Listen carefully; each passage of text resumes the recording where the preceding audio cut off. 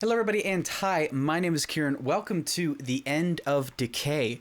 This is a little horror type game. I don't really know anything about what to expect. I don't know if it's quite RPG Maker, if it's more just a visual novel.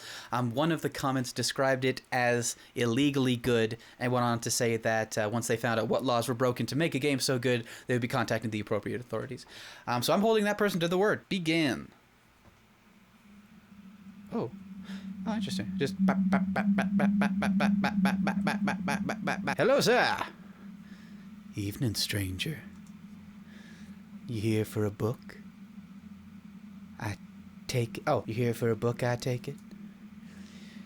Just sign your name here and residence number here. Shelves are alphabetized, and there's a console in the corner. If you need to look something up, don't hesitate to let me know if you need anything. Thanks, sir. That's very kind of you. Let's go over to that there console. Let's spill some history, some juicy history all over my body. An account of the banished location. Shelf 4E. Ah, over here. Boop. Oh, wait, sorry, what? That which has been curator of putrescence, laws of blood and sinew, excision of malignancy, that which will be. Oh, that which has been, that which will be. Is this some kind of time loop? I'm into it. Was that all I needed? Hold on, what am I trying to glean? Oh! To attempt to assemble a history is to make necessary assumptions of the state of the world as it is. He is at the beginning of that history. Okay. Oh, there's more. To attempt to assemble a history is to make necessary assumptions of the state of the world as it is at the beginning of that history. Where must a writer start their piece? Can one assume that knowledge of the now is universal and will be universal in times future? The history may find a reader, yet to attempt to describe all events that led up to the point at which capital H history begins is a futile effort. By the time the author has put pen to a percent of all of history, more has been discovered and lived, and the point at which history becomes present is always moving. A lot of roundabout ways to say, like, now is now and tomorrow is tomorrow. Cool, I'm done reading. You can, oh, that's a text thing. You can, oh. That is to presume there is a singular point, a singular presence, and indeed a singular history of the world. To have opened this volume 1, the author may make a few assumptions of you, the reader, whomsoever you may be, and those assumptions are thus. Firstly, that you know that history is not immutable. A to B, the implacable incrementation of the potential to the actual, rather than the wall of our history has had its bricks replaced. I shall not bore you with the exploration of the analogy of the ship of Theseus, save to raise the question if we may question the identity of a ship that has undergone complete replacement of its constituent parts over its lifespan, question whether it remains the same ship. Let us question instead what becomes of the ship if what— Could you stop, please? This is hard enough to read as it is. What becomes of the ship if one makes it so it was never a ship in the first place? If we replace its part before its lifespan begins? What becomes of the ship of Theseus if its planks are retroactively made into a jetty, a log cabin, a gallows? What becomes of us in this instance if we have never known the ship to be a ship? Could we know that the gallows should have been a ship, was, in one parallel path of history, a ship? That, dear reader, is my second assumption, that you are in the strain of history where you recognize the events within as how they should have been, how they have been, are, were, will be. If one removes a brick from the wall of history and replaces it, what then happens to the original brick? Can one examine a brick without its outside context, and empirically determine that it is part of the wall or part of the scrap heap of histories? I assume then that the contents of this book may assure you that this volume's brick self-residence in the walls of history upon which we may build upwards to the heavens. And thus begins the beginning of history. This history, the state of the world as it existed before the confluence of realities, before the attempt to remake what was and what will be, to the whims of the one whose name we cease to speak, the one whose punishment for the alterations of reality is to be altered out of it themselves, to describe the framework of history that exists around a whole in itself. We must develop conventions to describe the whole, the person, the non-existent, the whole, for this volume will be referred to only as who the heck knows. I'm still not done.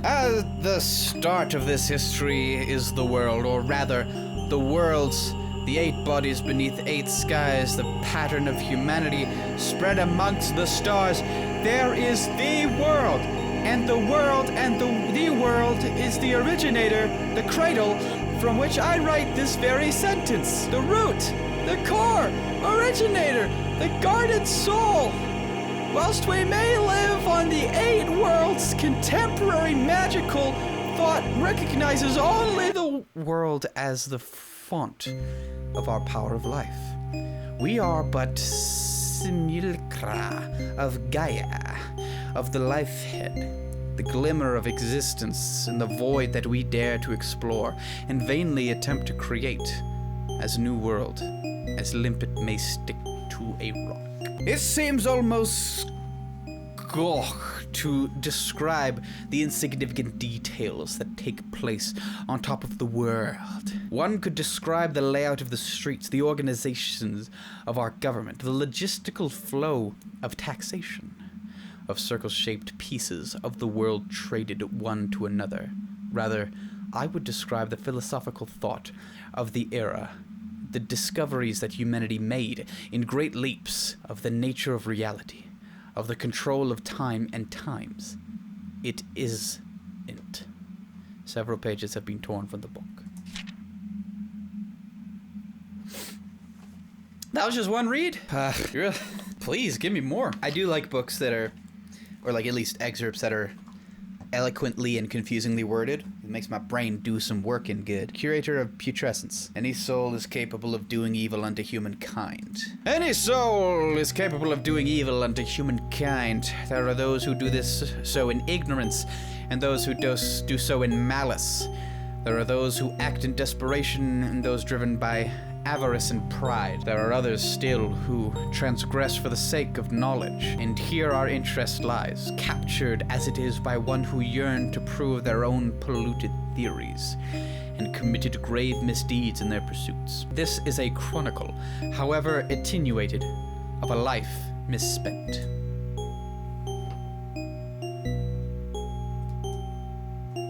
Okay, you're not flipping the book. A man was once bestowed upon the subject of our studies. It was the name of a scholar.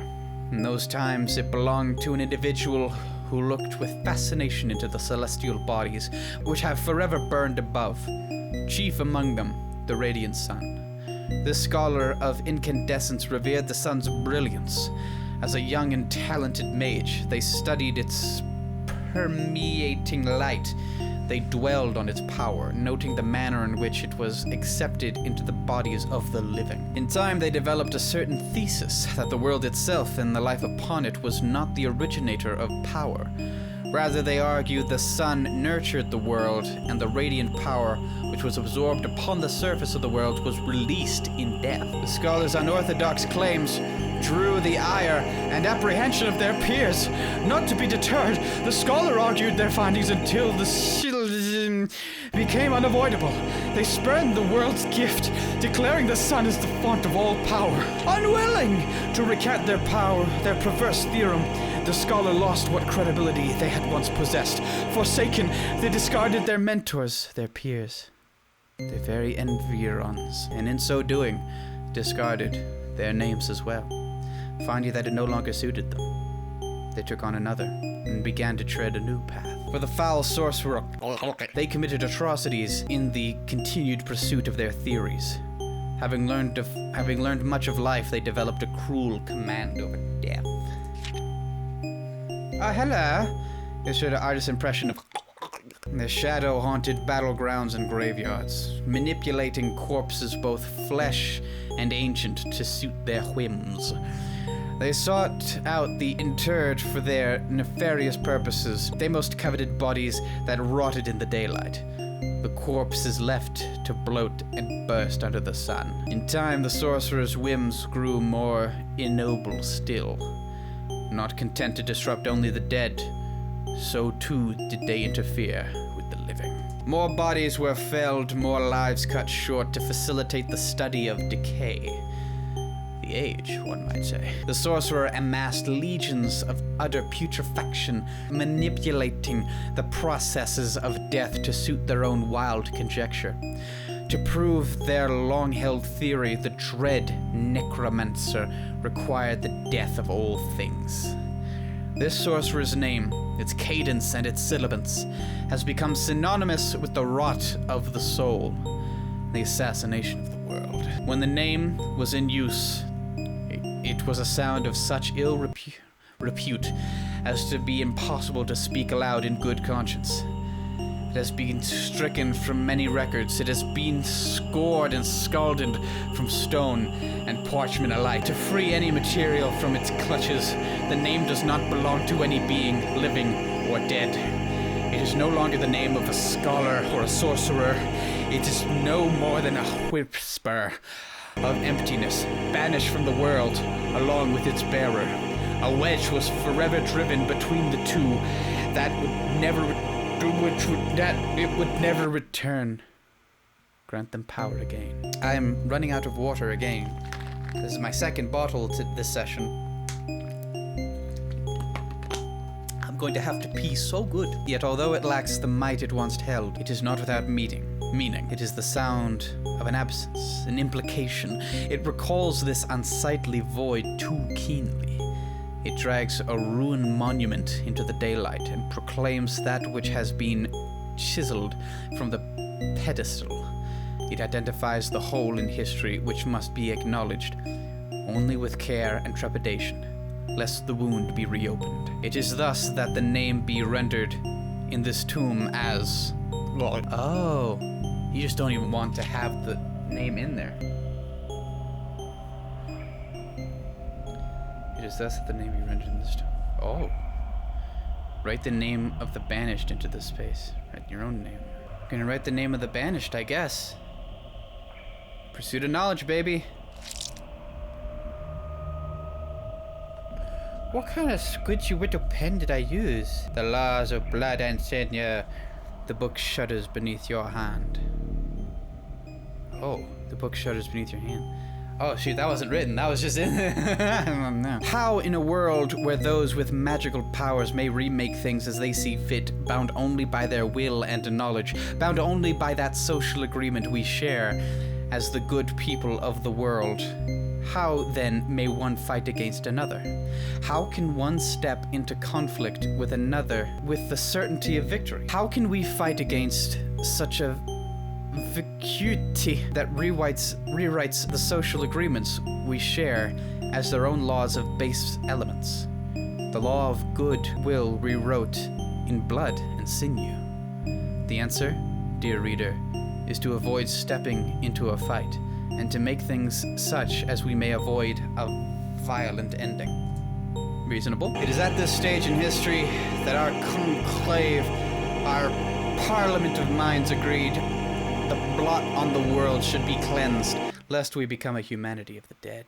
To permit the unholy use of the dead to prove some pseudoscience makes us lesser than the dead ourselves.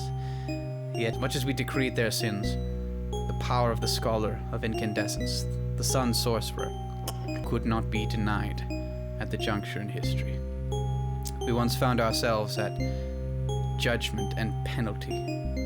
We once found yourselves a what? Judgment and penalty must be carefully planned. To this end, the fight was on two fronts. The bodies in the now as distraction from the true goal. The excision of this threat to all things good from the world. Why is the music...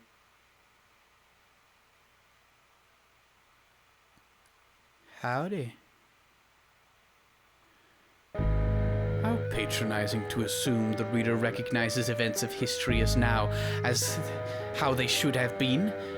Should? What is should? But is etymology from should? What is ought to be but guilt that permeates this book as liquid spilled from the pages, seeping through the letters as they choose to spell out justifications, retroactive justifications for the wanton destructions of history. History, dear reader, as the Vandal timeline addresses you, you must be aware that the history is written by the victor, of course, but that is rewritten. That the execution from their beloved metaphorical wall, the bricks tossed aside, are multiple. It is not just myself, my brick self, that they attempted to crumble into dust, but theory, information, anything contrary to the dogma of perpetual life magic. Here is what the 8 was. It was to erase the theory of incandescent decay from history, to better serve their own embedded philosophy. I'm sure you do not need introduction to entropy, but guidance. Turn your scholar's eye to the theory that life sustains itself indefinitely in a cycle, that the world is the font of our power of life, and humanity is but Smalalkaragaya, the life head. The life and magic is indefinite. It is ignorance. Wrong, when the truth is what has been excised from the history. My own existence as scapegoat. Magic radiates from our sun, of a spectral glass. We know few things, and we absorb it. Humanity into our cells, and from our cells we release magic as decay. Surely, as radioactive elements release their particles on a steady tick-tick decay, not life, is the font of power. This is why the other worlds are barren of power. Too few bodies there to actively decay, too little ambient decay, whilst the soul of the world is rich with magic, relegated to the worm to gorge on. This is my crime. To study decay as a font of power, to exhume the dead and bring life to the worlds. All life is death, all life is death. But the Vandals of history would rather die on their own insular world than see me vindicated. So they fought, in the now and the past, fought to cut me out of that body of history like a tumor. I have never matched the magical fighters, the brutes that the Academy trains. To send a brute against a scholar gives you an idea of their attempted overkill, and they fought to erase me from history. To shift us into parallel path, and to blame me for the collateral of their imprecise alterations. Me, who they refused the study of time magic to in the first place.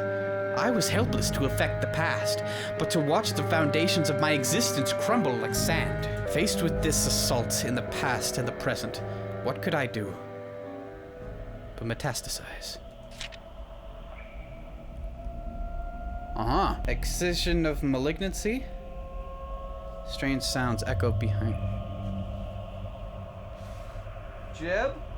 Anthony? Those are some of my instruments. Penelope, Bojack, Brooke, all doing good. I didn't name the drum set because I didn't want to give a name to something that I repeatedly beat aggressively. The world beyond the tomb in your hands seems to be out of focus, blurred at the edges of vision. Look up from the book, dear reader. Oh, that's me. Oh my gosh. The words on the page seem to squirm, taking new shape. Hold up. Could you let me outie? Oh. Torn pages litter the ground. They're blank, only traces of letters remain, as if erased long ago.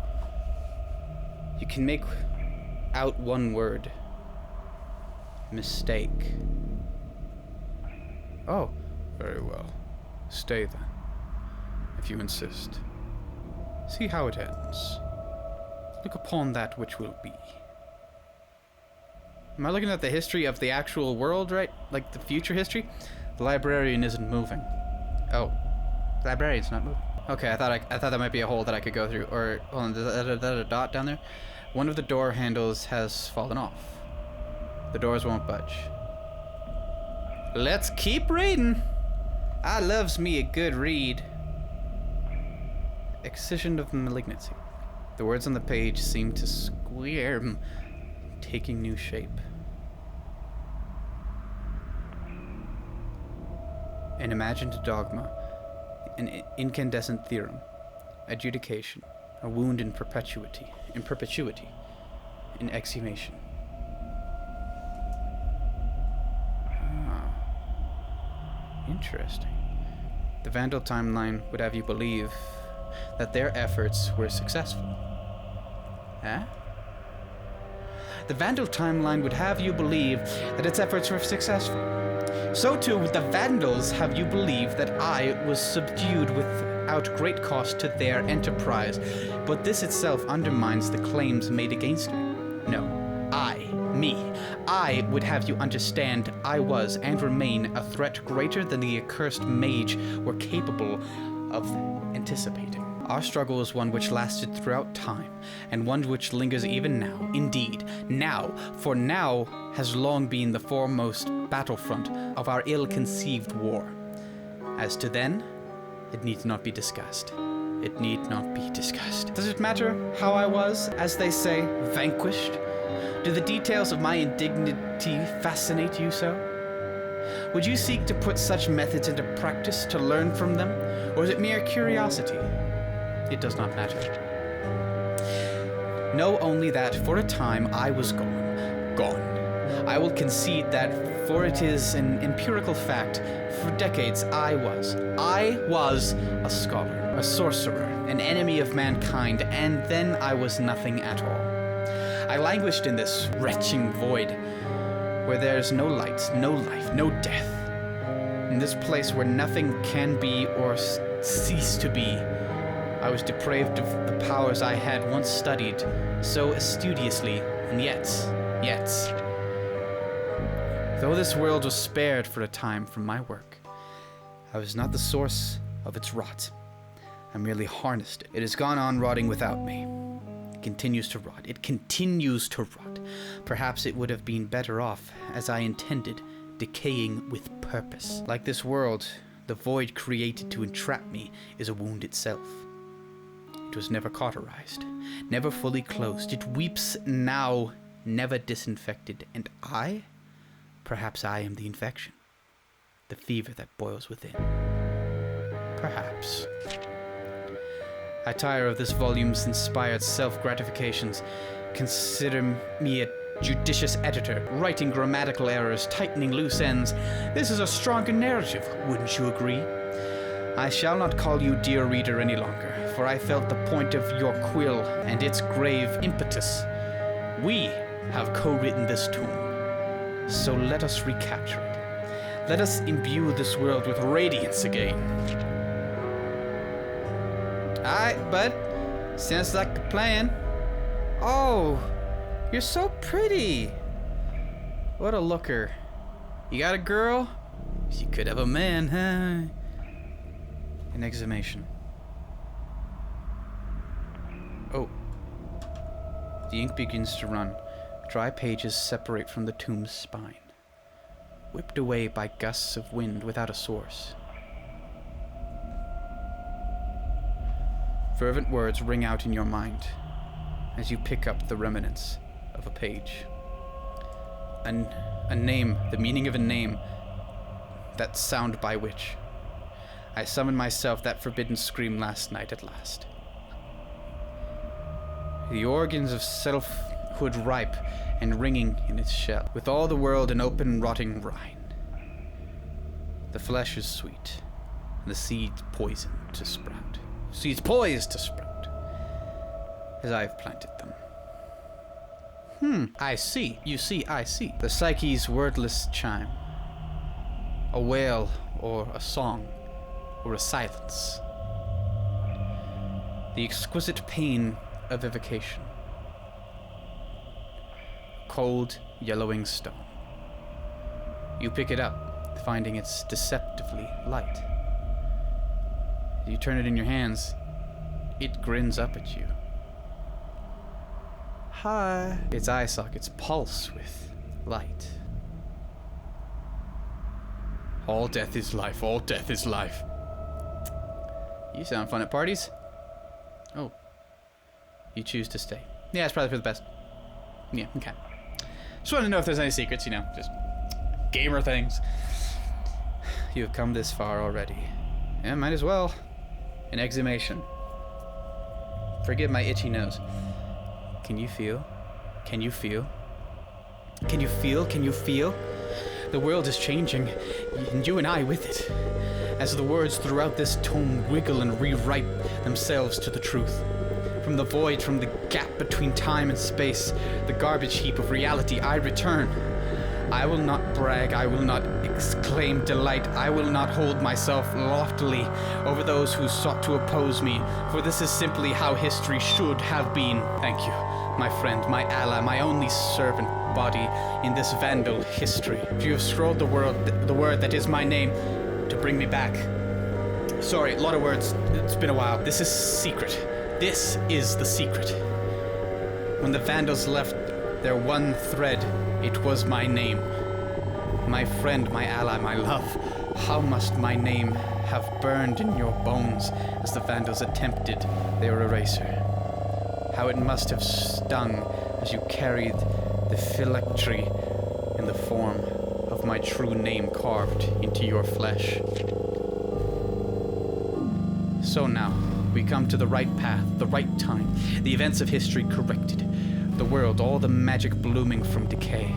I can almost smell it. So much richness, so much potential energy, squandered to remain in the ground for those worms, while the other worlds stagnate. It will now be, dang it, it will now be, it will always have been, that the fruits of the world are shared with the heavens, the first step of the rest of history. Humanity will not die with the sun, will not rot away on the one world, but will spread to the stars. The living and the dead of the world will become the seed magic, sustained forever from these new worlds can be spread further, build ourselves vessels to find new stars of magical spectra. Through the death of our world, humanity will never die. Our death is life, all death is life, all death is life. This is my gift. This is my gift. I forgive humanity from my banishment. I forgive them, pitiful souls of twisted dogma that they are. With my name coursing through the book of history, they need never have attempted to cause my ending. They never have banished me to that void. Never, to that no place that need never have done it. But I remember what it was like to be nothing, to be no one, to be alone from everything, to be somewhere cold and dark would have been a blessing. A blessing to be able to identify anything as cold or as darkness. What I leave the world with is far more gracious than what was ever done to me.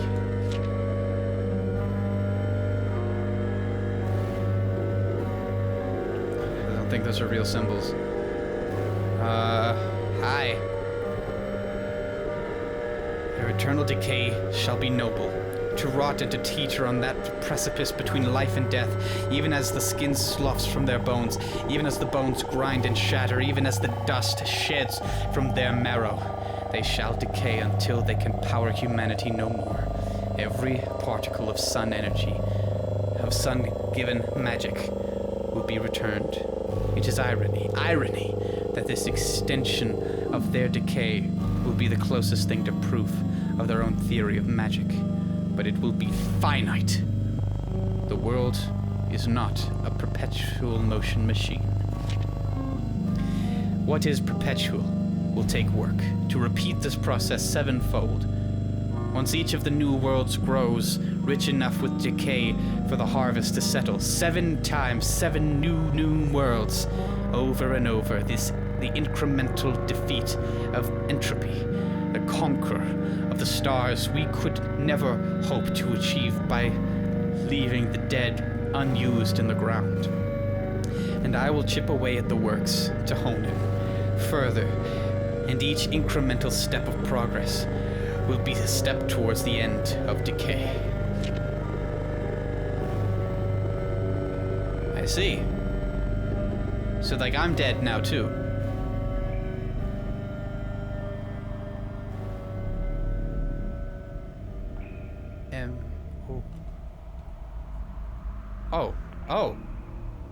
Oh! What's up, dude? What have you done? What have you done? I can barely remember, but a shadow plagues me. A shadow of memory of what this once was. Green and whole and alive.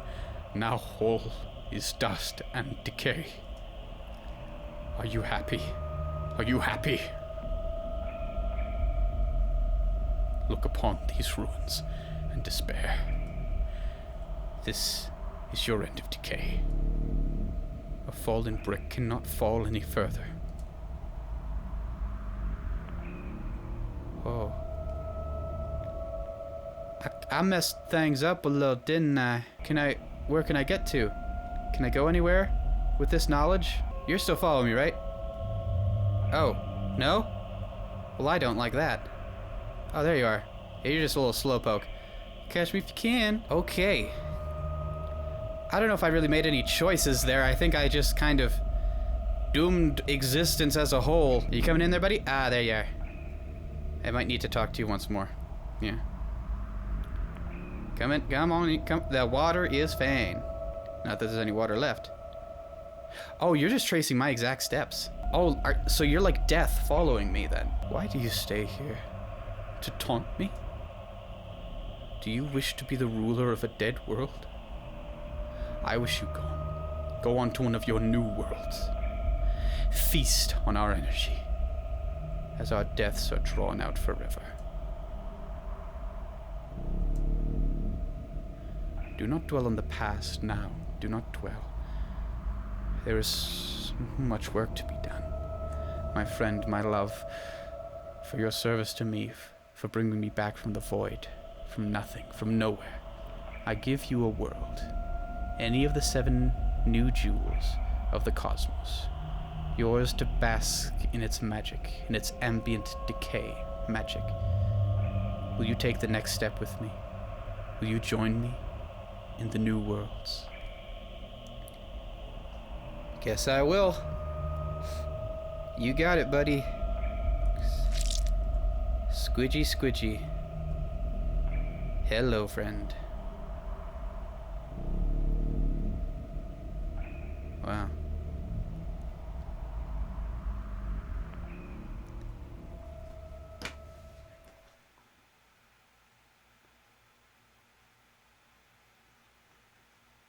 Oops. That was a really well-written game. Hands down, that was beautiful writing. Very intellectual, very complicated, but it suits it, because it's all scholars and they're snobby. Okay.